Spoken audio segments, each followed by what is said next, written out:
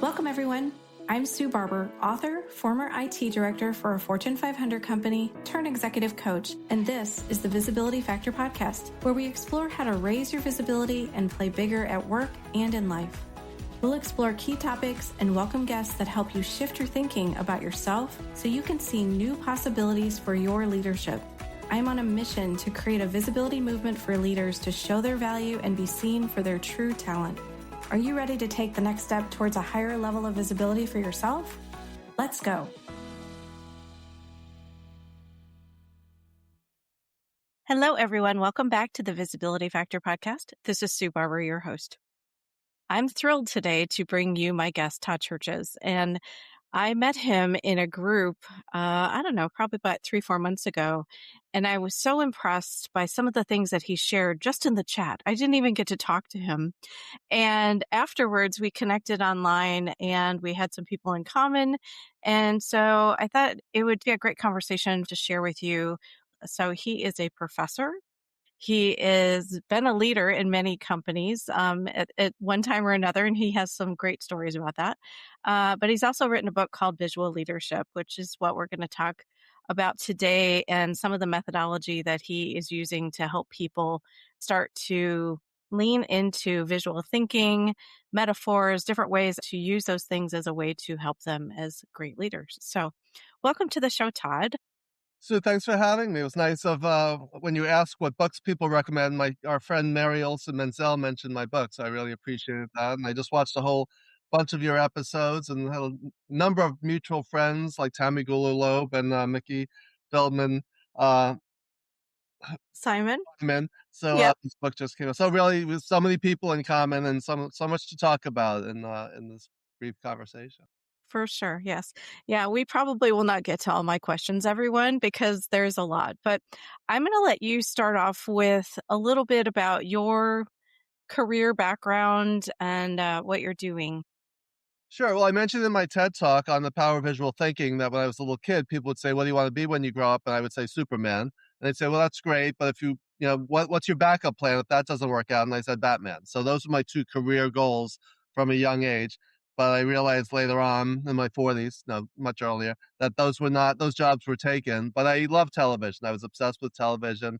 I didn't know what I wanted to be, but I knew I wanted to do something with television. So my first job was in advertising in New York at Ogilvy and Mather Advertising. But it was very much a numbers job. I tried to get a job as an account exec or a creative something, but I got a job in media buying, which was really interesting but boring at the same time because I'm not a numbers guy. I'm a words and ideas guy. So after a year of doing that, I went out to visit my college roommate in LA, and I saw the Hollywood sign and I said, "This is where I've got to be." So even though I'm an extreme introvert, people always question that because I talk loud and fast. I'm a New Yorker, but I'm an extreme introvert. I was saying a 3B's guy, a back of the room, behind the scenes bookworm. That's who I am and what I am. So to pick up and move to LA was the biggest, scariest thing I had ever done in my life up until that point. And I had a series of temp jobs, part-time jobs. I worked for Michael Nesmith of the Monkees. That was my first job out there. I worked for Aaron Spelling, putting scripts together for Dynasty. So I had all these assistant level jobs. And then I was in casting at Columbia Pictures, comedy at Disney, and then drama at CBS. And one recurring theme in my career up until that point was one bad boss after another, just really horrible leaders. You can't even call them leaders. They were managers who just didn't know how to lead. And at the time, I didn't know the difference between management and leadership. And that's what I teach and write about now. So all those horrible bosses, in fact, chapter 5 of my book is my love letter to horrible bosses, because without them, I wouldn't be doing what I am today. So then I worked as a project manager in the theme park business, and I had to manage a project in Shenzhen, China, which was a huge out of my comfort zone opportunity for me, but it was life changing. So those were my jobs. And then when I moved back to New York after 10 years in LA, I didn't know what I wanted to do. And I ended up with a job at a management training company to help revamp their mini MBA program. Even though I don't have an MBA, I was an English literature major. That was my first step into management and leadership, and realizing that management and leadership is an art and a science that we need to learn.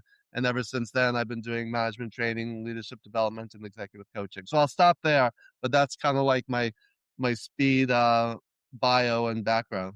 Wow. Do you see everybody why I have so many questions? There's a lot there. Did you talk about Michael Nesmith in your book? I I don't did not. remember. No, I have so many stories. That was one of the ones that ended up on the cutting room floor. So Oh, not, I can not making imagine. it into the book. You could put that in the next one. I think there's just so many things you did that were very different. And I feel like what you did was jumped into things, even though you didn't know how to do them. You didn't necessarily have all the skill set yet, but you figured it out. And I think there's so much resiliency in you in how you navigated all of the things, but there's just so many great stories in his book. Can we talk about the China project? Yeah, I was working at CBS at the time, and I had a terrible boss. I was miserable, even though my dream was to work for a TV network. I was finally at a TV network, but I just wasn't happy because I didn't fit into the culture, and I just couldn't break the ceiling. There was so much politics there. And a friend of mine was working for a theme park production company. Well, the founder was one of the founders of Disneyland originally. He was an engineer, so this company made robotic figures for theme parks around the world. And I took a job as a project coordinator because my friend just said, you need to get out of what you're doing. I figured, oh, I'll go back into television someday because that was my dream. And I never did. It's like the Robert Frost poem, The Road Not Taken. You go down a path and you say, oh, I'll come back eventually. And you never do because life takes you down another path. So I took a job as a project coordinator. Again, I had no idea what I was doing. One of his pieces of advice was never let them know you have no idea what you're doing and you'll be fine. So I just kind of figured it out as I went. I lived in constant fear because of that, of doing something wrong. But then the project manager was moved on to another project. They're like, oh, now you're the project manager. So I went as a coordinator saying, okay, I could do that. How am I supposed to be a project manager for a cultural theme park in Shenzhen, China? I didn't even have a passport at the time. I had never been outside the United States. I definitely didn't speak the language. I did everything humanly possible to try to get out of going because I was so terrified of going. And somehow I finally got up the courage to get my passport and go. And it was life changing. I'm still talking about it all these years later because it was so impactful. That's kind of my origin story of my visual thinking is that when interacting with people from another language and culture, we really had to communicate visually through drawing, through hand gestures and nonverbals. So it's like we don't just communicate in words, but in other ways. And that's how I started using metaphors and storytelling. And we had a translator who barely spoke English, but that pushed myself way out of my comfort zone. It opened up the world of possibilities, literally and figuratively. And so that was 30 years ago, and I'm still talking about that experience because of the amazing impact. And the irony is my book was being translated into Mandarin and is going to be released in China, hopefully by the end of this year. So interesting. It's kind of come full circle when that happens because that'll be my first international edition of my book, Visual Leadership.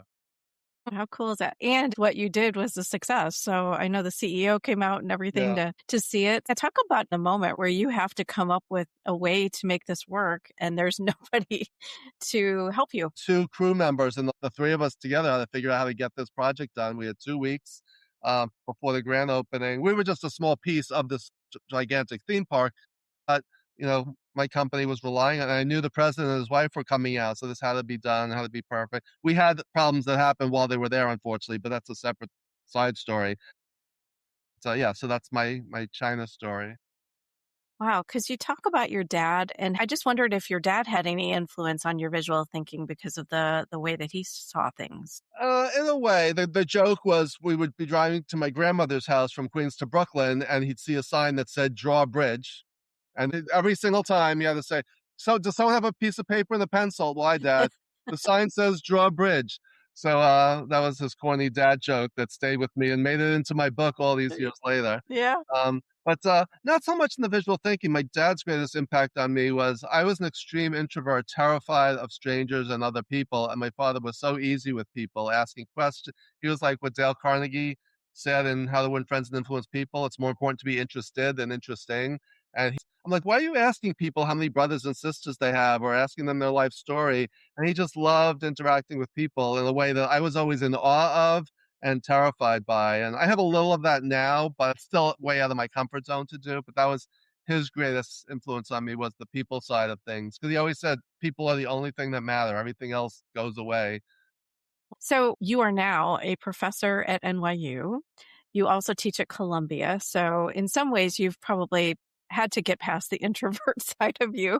I push myself out of my comfort zone into the zone of the unknown every single day from the time I get out of bed. So yes, I found a way. So Yeah, that's crazy. So how did that happen for you? How did you get into teaching? well, long story short, I was terrible at and terrified of public speaking most of my life. And after 9/11, and I was not working, and New York was in a depressed state. And because of everything that happened, I said, I need to get out of the house. I need to do something. And I took a public speaking course. I forced myself to do it.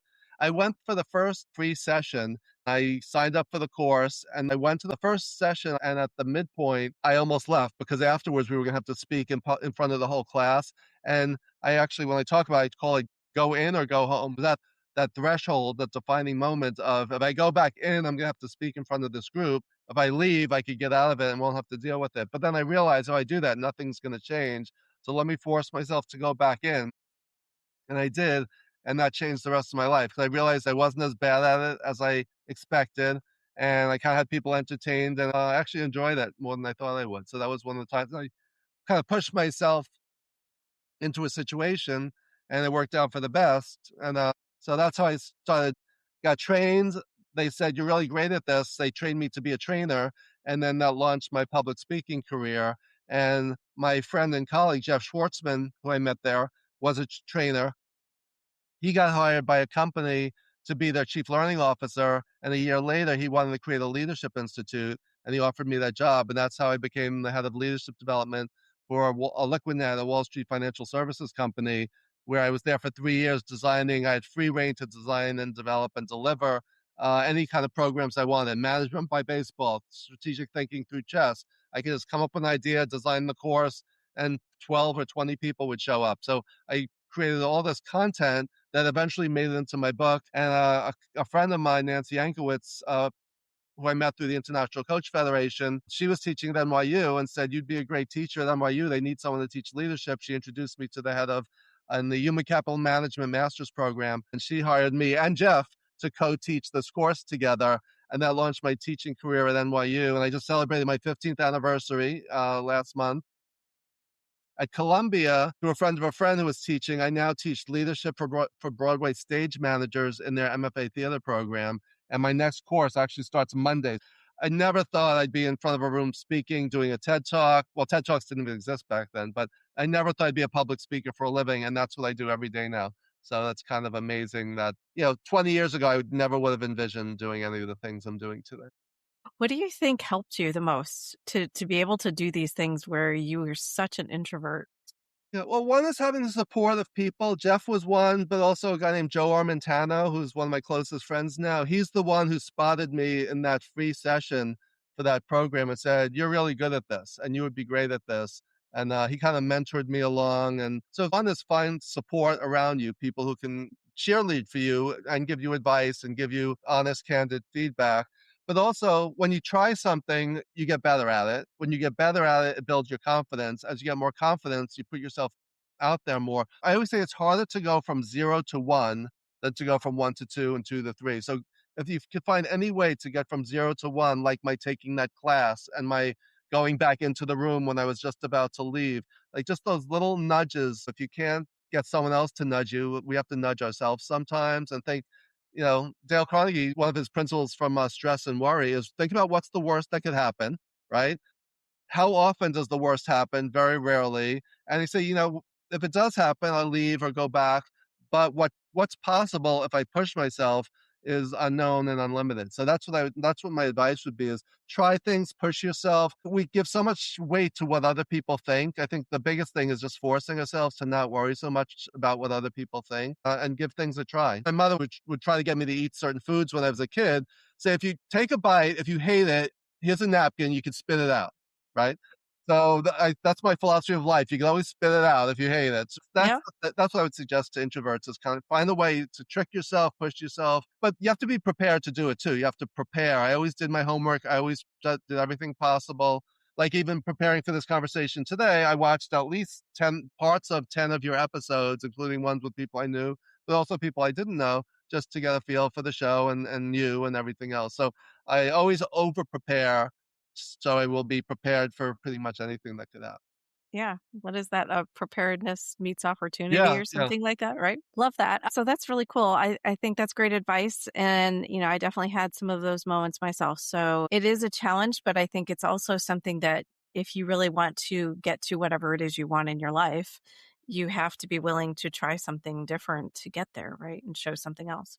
Yeah, one commonality in our work, it's all about, and I have my your 2 books right here on my desk, which I just read cover to cover, and I look forward to Oh, doing the workbook as well. I have visual leadership, you have the visibility factor. Visibility is about seeing. So, when you're shy, when you're an introvert, as I described, I was the back of the room, behind the scenes bookworm, we try not to be seen, right? We hide in the back hmm of the room. I'm 6'4", I mentioned earlier. It's very hard for me to not be seen in a crowd, but I always found a way to hide and make myself less visible. The flip side of that is how can you become more visible? And I always talk about the 3 V's of visibility, voice, and value. To be successful, visibility is about being seen, voice is about being heard, and value is about making a contribution. So if you prepare in advance to say, what can I contribute? And you have the courage to speak up and speak out, you'll be seen, you'll be heard. Because I learned the hard way from my years in the TV industry that our work does not speak for itself. We have to speak for our work. And that was so out of my comfort zone. So I figured I'll do an amazing job, put my head down, and I will be plucked into a management role or asked to attend this meeting or whatever. And it just never happened. And the people who did get ahead were the extroverts, were the loudest people, were the people who, would self promote, which was so out of my comfort zone. Nancy Yankowitz, who I mentioned, her book is Self Promotion for Introverts. And like Susan Cain, who wrote the book Quiet, there are other introverts out there. We need to kind of figure out a way to join together and try to find a way to get heard. Otherwise, we are going to be invisible. We are going to be passed over for opportunities. And all the things that happened in my life and career happened because I pushed myself to take a risk or to try something or to talk to someone who I ordinarily wouldn't. hmm I think there's so much that you just shared right there that an introvert or anyone else who's a little quieter or shy can absolutely start to benefit from. I'm curious how you came up with all of the different things when you were put in charge of that MBA program. Yeah, well, one, I'm a big reader, and once I discovered all those years I was managing and leading and had no idea what I was doing, I was just making up as I go along. I had never read a management book in my life. I never had an executive coach. I was never sent to a management or leadership training program. So that's how most people manage and lead. You manage and lead the way you were managed and led, just like parents parent the way they were parent, either the way they were or the opposite of the way, right? So Right. that's why there's so many bad bosses out there because they think managing is just being bossy and telling people what to do and how to do it. Leadership is an art, management is more of a science.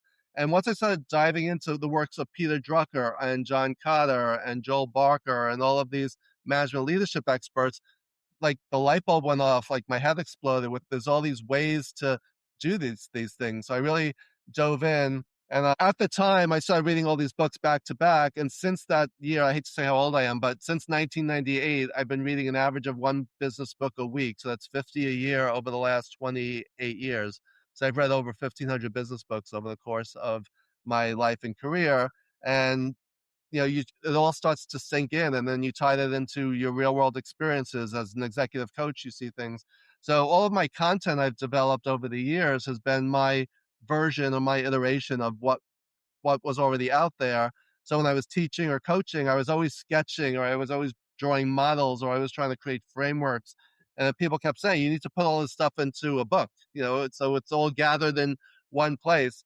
So when people say, how long did it take you to write your book? It was like a year of sitting down and writing nonstop, but it was 20 years of accumulating thousands and thousands of pages of data, metaphors, models, stories. And again, only about 20% of what I accumulated over the years ended up in my book. So much more ended up on the cutting room floor, which I use for storytelling and blog posts. I would say leadership lessons are hiding in plain sight if we just stop to notice them, and they're all Mm. around us. Yeah. It's crazy to think that's only 20% because when I was reading it, I was thinking, gosh, there's so much in here. It's packed full. And of course, I know it's hard to cut stuff. You have to do it. I forget I think it was Faulkner who said you have to kill your darlings, right? You get so attached, you love certain things, but at some point you can't include everything. And I always say in any presentation or writing anything or a book, it's always harder to decide what to leave out than what to put in because we have so much. And what's interesting, I talk loud and fast because I'm so passionate, excited. I love what I do, and I have so much to say. That's why some of my students are like, "Can you just slow down a little bit? Because we can't keep up." But that's where using visuals to accompany what I'm saying helps, because a lot of my students just happen to be from China. About 80% of my students are from Oh, China at wow. NYU.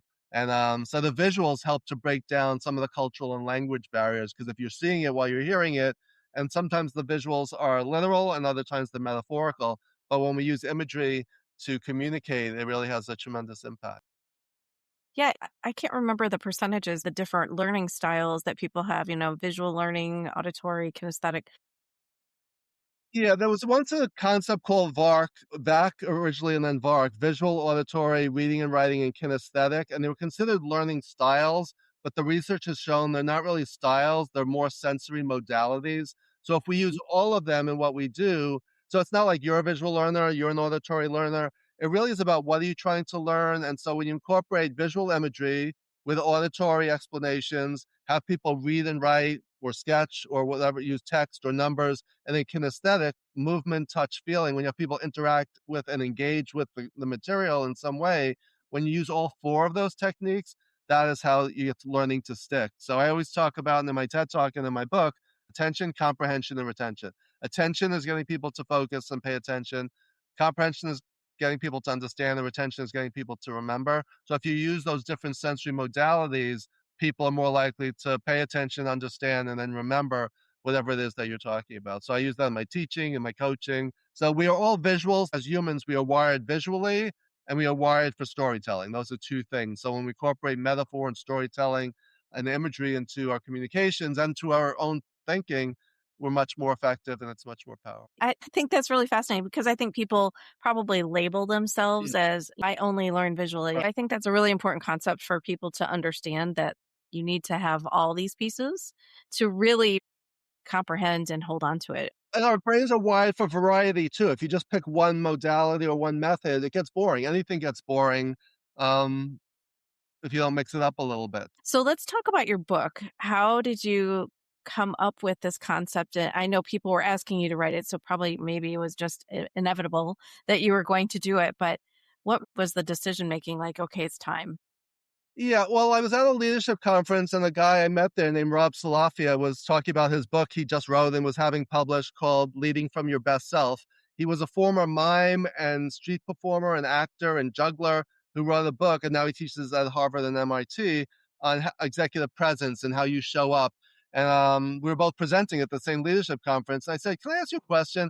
How do you get a book published? How do you get it out there into the world?" Picked his brain, and he introduced me to his agent, Ken Lazat, who's based in Boston. And he spoke to me, and I hired him as my book consultant. And we did a proposal. We pitched it to all the top publishers. We had some interest, and then I got signed by Post Hill Press, Simon and Schuster, and then it became one of these days I'll write a book. To you have 9 months to deliver thy first draft manuscript. So that was terrifying to have that deadline. But I did. I locked myself away in the summer of 2019 for 3 months, round the clock. I worked with a great editor, um, and we got it done. And it came out, and it's been the foundation of my work. For those watching I'm holding it up here. The title of the book is Visual Leadership with one word with a shared capital L, which so many people don't notice. And the idea behind the title is that who we are and how we lead is inseparable from the lens through which we see the world, right? So your background, your culture, your paradigms, everything shapes what you see, but also what you don't see, right? It actually also acts as a filter. And the rainbow colored eye on the cover of my book represents the fact that just as no one in the world has a rainbow colored eye, or no one I've ever met, no one in the world sees the world through the same lens that you do, right? So if you as a leader say, why can't you see it? Or why didn't you just did this? Or I delegated this to you and this is what you delivered. That's not what I envisioned has the word vision in it, right? Whose fault is that, right? I always say people are not mind readers. The burden of communication is on the communicator. So when you use visual methods, and that includes mental models, visual imagery, metaphor, and storytelling, you can help people to quote, see what you're saying. You can get ideas out of your head and out there into the world. And that's what my work is about. That's what my teaching's about. And that's basically what the book is about. And after reading it, like there's certain things that you talk about in there that I'll probably never look at the same way. So you so I'd love in to hear one what I'd love to hear what some of those are. Oh my gosh. Okay, there's a list here. But one of them was really interesting. I think the baseball thing that you talked about earlier, where you came up with 20 thought-provoking questions from the baseball field Mhm. to help you succeed at work and life, were really fascinating. I thought those were great. But the remote control buttons, who would ever think you'd look at a remote control and translate that into questions that you can ask yourself, or, thought-provoking things that you can consider when you're trying to do the next thing. I just, that's not something anyone's ever thinking about. Mhm. So For me, I'm always thinking that's part of my metaphorical way of thinking is because how many times have you been in a conversation with someone and you say, I wish I had a fast forward button, right? Or I wish I could change the channel to another person. Or, or sometimes hit the pause button and say, I want to pause to just think about and process what they just said. Or can you rewind? So that's one of the things I say to my students in my class. Pretend that you have a remote control in your hand. And if you ever need me to pause, because again, I go fast, if you ever need me to go back, hit the, can we rewind for a second? So we just use that language. The only thing you can't do is change channels to another class. So that's the only thing. And you probably can't mute me. Um, but again, if you empower someone with that metaphor, all of a sudden it becomes playful and it becomes creative and it's a game. So they, they'll do that. So that becomes, so it's a metaphor that's humorous and it's memorable, but it's also functional because there's a real life practical application to it. So that's just I love that too. That's one of my favorite metaphors. And also the dial. I call it the visometer. Because when you're talking to someone, sometimes it's like, oh, I love this conversation. I love this person, and you dial it up into the green zone, which is like the 5 to 10 range. But what if they say something that's offensive or something that hurts your feelings? All of a sudden, you're like, wow, I'm dialing it back to like a 2 in the red zone. And it's kind of we're always doing that with anything while we're watching a movie, while we're any experience, whether we realize it or not, we're dialing it up or dialing it back, and that comes straight out of my work in the TV industry when we used to test TV pilots on focus group audiences because they would literally hold in their hand this dial I'm describing from 0 to 10. If you like the character, you think it's funny, you're enjoying the scene, you dial it up. And if you don't, you dial it back. And at the end of the pilot, you have 20 people in the room. You get this graph that shows the green and red lines of going up and down. And then demographically, you could say, well, women prefer this character or men like this character or someone of this age was offended by this scene or whatever. So again, that's another metaphorical construct we have in our brains. We use that all the time. But when you're aware of it, then you can realize, am I dialing this down for the wrong reason? Are my unconscious biases coming into play here? Is it them or is it me and how I'm processing and filtering it? And we're all just trying to understand the world. And this is a way of simplifying complexity through metaphor. so much good stuff there. One of the other ones I wrote down was the power dials, the power to change and to get to the power you need, which I think is a really great way to say that. Can you talk a little bit about that? Yeah. So many people feel like they either have power or don't have power, but there's different types of power, and it's a matter of degree. So I divide it into 3 chunks: basically, your personal power, your positional power, and your relational power. So just the big picture. So your personal power comes from who you are, what you know, your skills and your knowledge. Your positional power is what is your literal title and role within an organization or in the world. And then your relational power is, it's like the power in people, the power of who you know and who knows you, your affiliations, your relationships, that type of thing. And within each of those 3 buckets, there's 3 subcomponents, which I won't go into in detail, but I use this power dial with my model, with my classes. Let's say you're going into a meeting with someone who has more positional power than you, but you know more about a certain topic than they do. You can leverage your knowledge bucket to counteract their positional power if you want to have influence, if you want to, whatever your objective is. So it's not power for power's sake, it's power for the sake of impact and influence, right? This aligns, with your visibility work is like if you want to be more visible, it's not just being about the loudest person in the room, it's about how can I add more value. And sometimes it's not from, just being loud or having the highest position or, the lead seat at the table.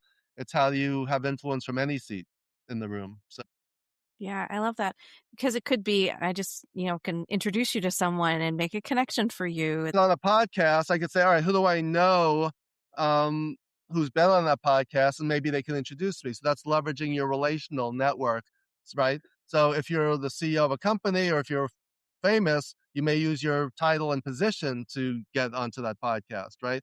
So it's kind of, and it's never one thing, it's always a combination of things. But the good thing is that most of them are developable, right? So, but if you're an organization, you're not going to jump from an assistant to vice president overnight, but you could develop your network, you could contribute in other ways where people say, hey, you could lead from any seat at the table. Like, in fact, in my classes, I'll ask my students, raise your hand if you're a leader, and no one raises their hand. And I say, tonight we're going to redefine what leadership is. And by the end of tonight, everyone's going to be raising their hand because you're leading and managing your own life, even if you're not leading and managing other people. So just to reframe and redefine what leadership and management are, we can feel more empowered, right? To speak up and speak out and to be visible and to be heard.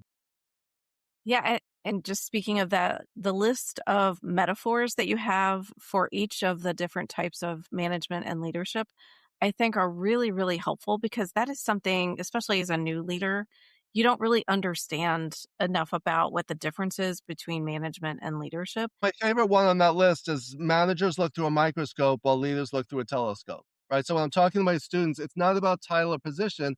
When you're managing, you're looking, picture a microscope, you're looking down and deep, you're looking at the details. Those are managerial mindsets, right? When you're a leader, you're looking out into the distance, out into the future, out into the stars, right? We need to be able to do both and go back and forth. So this is not you're just this or you're just that.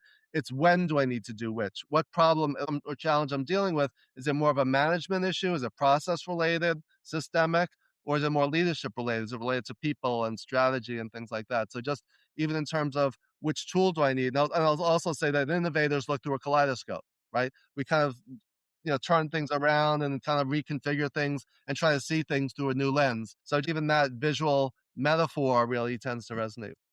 Yeah, that's really great.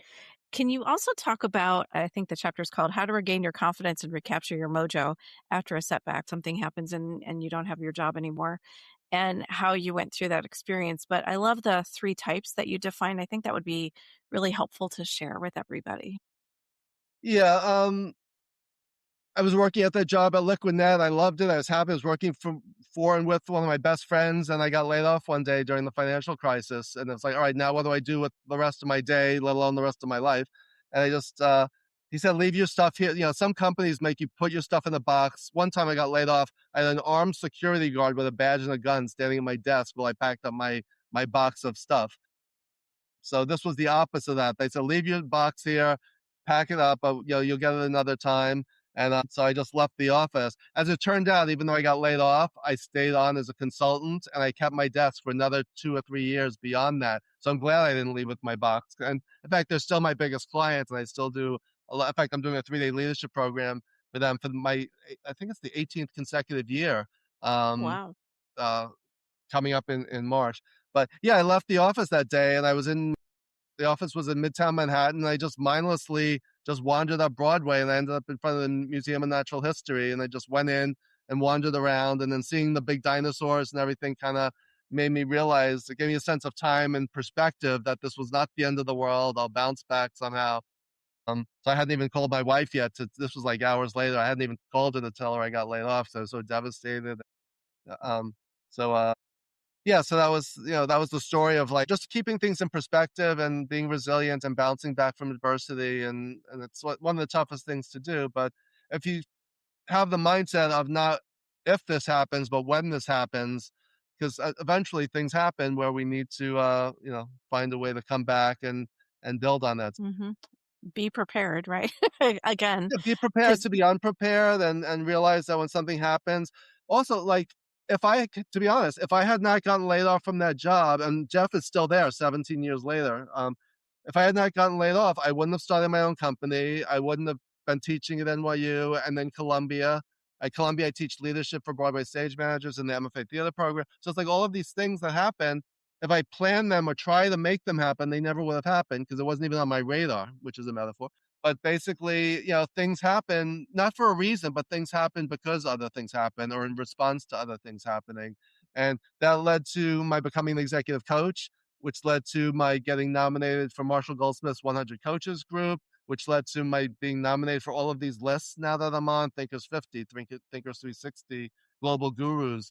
I mean, all these things that have happened since then wouldn't have happened if I wasn't laid off that day, right? So I might still be there, I'd still be happy working there, but you don't know what's possible until you're out there and have to figure out another plan or another route. And sometimes things happen again, that luck meeting opportunity and luck meeting preparation. Hmm. Yeah, it's a pivotal moment that sometimes can just change the direction of your life for sure. And you've had a lot of those, I think, along the way. I've had to be very resilient for, sometimes my fault, sometimes through no fault of my own. But when you choose, and I'm a member of this community called the Octopus Movement. It's for neurodivergent, unconventional thinkers who have nonlinear career paths. And I'm definitely part of that group. Other people have more traditional careers. You go to school for something and you get trained and you stay on that track. For me, I've tried things, I've bounced back, I've gotten laid off. Some things have led to other things. So, um, yeah, where even this conversation we're having today, like think about all the events that had happened for us to connect on LinkedIn and for us to, know common people and that type of thing. So you just never know where things could lead if you're open, but you have to be open to possibilities. 100, and yeah, I'm a huge possibilities girl, so I totally agree with you. Anything else out of the book that I didn't ask you about that you want to share? I mean, there's so much, it's hard to, that's like picking your favorite child, like what's your favorite chapter? So it's like, that's a tough question. But the one that always, when I send people chapters, my chapter 5, my love letter to horrible bosses everywhere, because one, why are there so many horrible bosses out there? And we've all seen the movies, Swimming with Sharks, Devil Wears Prada, all these movies about horrible bosses. And is it because they're incompetent? Is it because they have imposter syndrome? Like whatever the reason is, we have to figure out a way to navigate that and not become one of them, right? So it's called a love letter because if not for those horrible bosses, I would not be doing what I'm doing today as an executive coach. So my personal mission statement is making the world a better place, one leader at a time. And to me, everyone is a leader. So whether it's through my teaching, through my writing, or through my coaching, I'm trying to help eliminate bad bosses or help people cope with navigating a world where there's so much bad, management and lack of leadership. Yes, 100%. Yeah, I loved your letter. I thought that was brilliant. And I wrote letters after I left corporate as well. I remember there was just a moment of like, I have to get some of this out and I can't talk about it. So I'm just going to write a little letter and probably throw it away afterwards, but that's okay. Yeah, That's getting it the out of your important. head and onto papers. I always say, what's faster than a nanosecond is an onosecond, which is the length of time between when you type something out and then you hit the send button and say, "Oh no, I can't believe I just did that." So don't do that. Send it to, put your name in the to bar and send it to yourself, sleep on it. That's one of the chapters in my book is the future self question. Making any decision or taking any action, ask yourself, will my future self thank me or blame me for what I am about to do? So if you just hit the pause button for 5 seconds, that will save you a lot of heartache and grief and regret to not do those sort of things. So before I eat that whole pint of Haagen-Dazs chocolate peanut butter, I'll say, well, future Todd, thank me or blame me for this. So I'll only have like 2 spoonfuls instead of finishing off the whole container. So that can be used, in any area of life. Great questions. Yeah, just to make sure you're doing the right thing for yourself at that point, right? Because we kind of can do some stuff that we may regret, and nobody wants to have that. So, Yeah, we react emotionally or in the moment or, sometimes without thinking because it's kinda like um, that Thinking Fast and Slow, Daniel Kahneman's book, right? It's like some things we just do intuitively and go by gut and instinct, but other times we need to slow it down and really process it and then really ask that future self and other questions and make better strategic decisions. yes, great advice.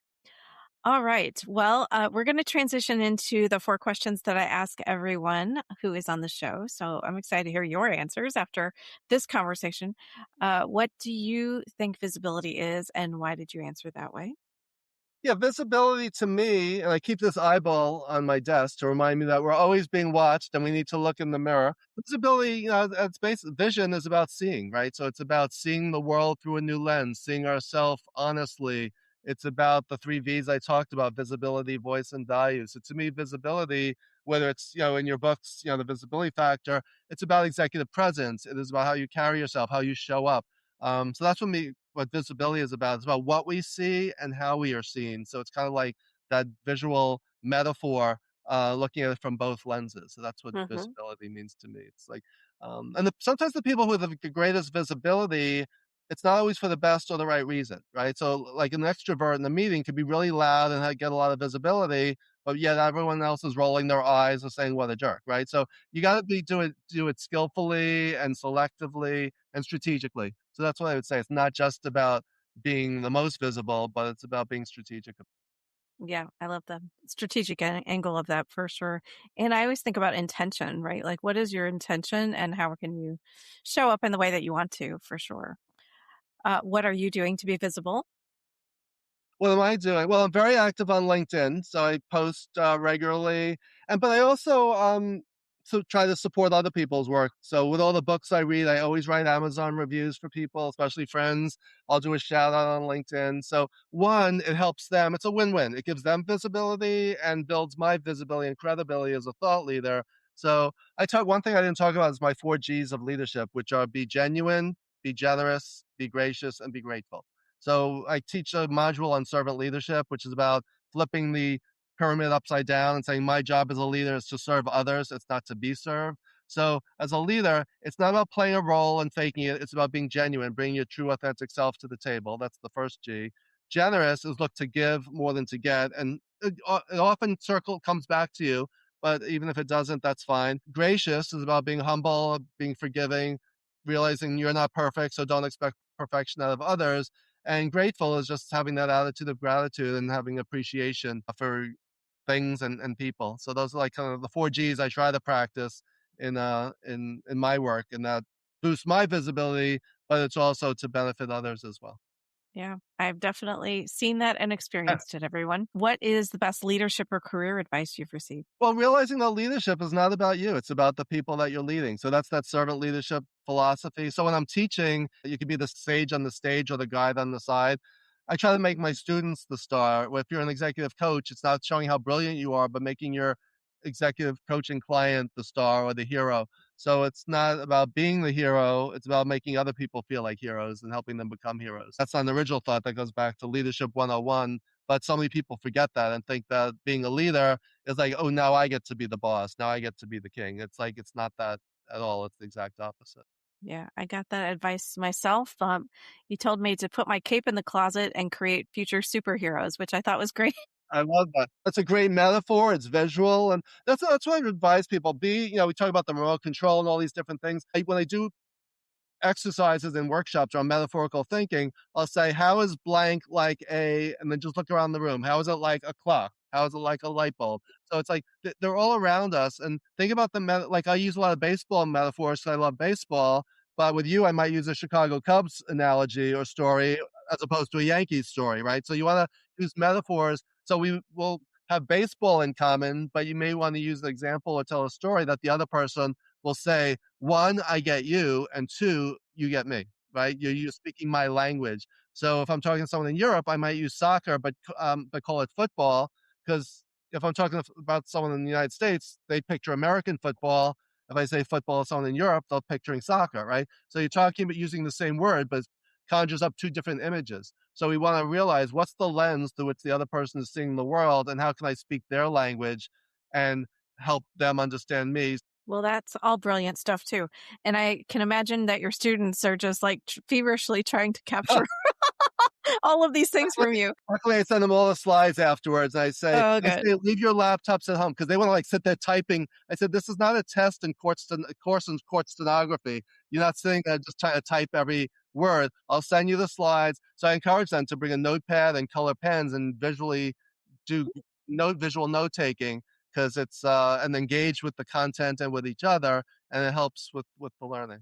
That's one of his first recommendations in the book is get a pad of paper, pen, make notes. But you show some examples of some really cool notes, visual notes in the book too, which I think we had that done at a meeting once. We hired someone to come in and do it for an all-day meeting. I don't know how she did it, but she did a beautiful job. It was so impressive.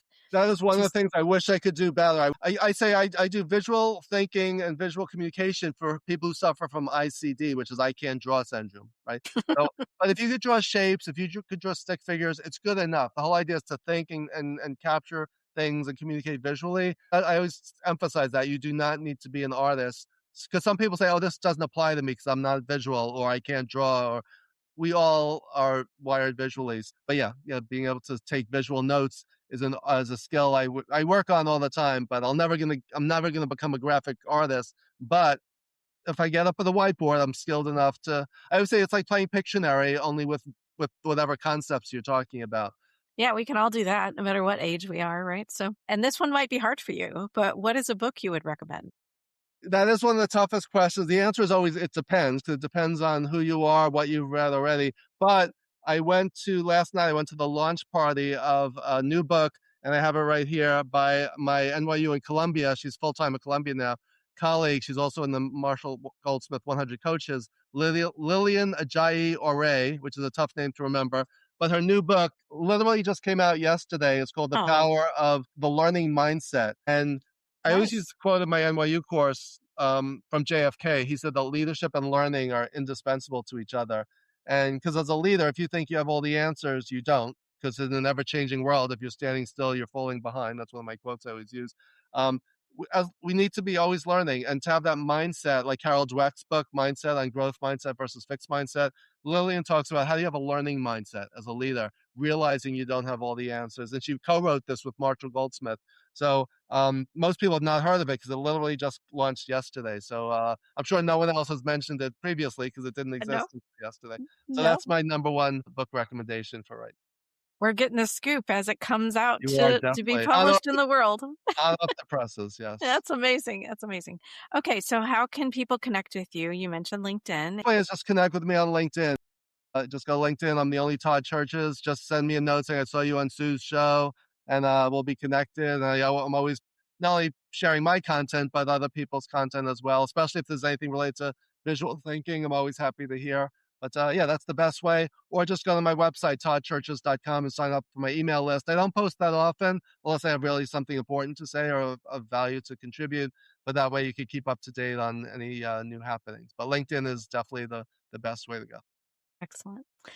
Well, thank you for being here. Thank you for all of the amazing stories. I think your entire life you have now been able to use in your book and in teaching and in speaking, because you have some amazing stories. You're quite the storyteller. So I'm so impressed with the way that you're able to leverage all of this methodology and use it from not only helping people understand, but also connecting it with leadership, which you and I both have a lot of passion for. And I think so many people can benefit from your book and learning how to use some of this to be able to have better communication, better conversations with their boss when it's really tough and difficult, or just even learning how to think about some of the things that they want to do and reflect on themselves as leaders. So thank you for what you're doing. It's amazing. Thank you. So there's so many synergies with our work. So again, let's keep things visible. If people can't see what you're saying or don't know that you exist, then you're actually doing them a disservice because you're not contributing your brilliance to the world. Oh gosh. Well, thanks for being here. Thanks for what you're doing. Go to his website, grab all the stuff that you can to learn from him, and read what he's writing. It's really, really brilliant. So thanks everybody for joining today on the Visibility Factor podcast, and we'll catch you on the next one.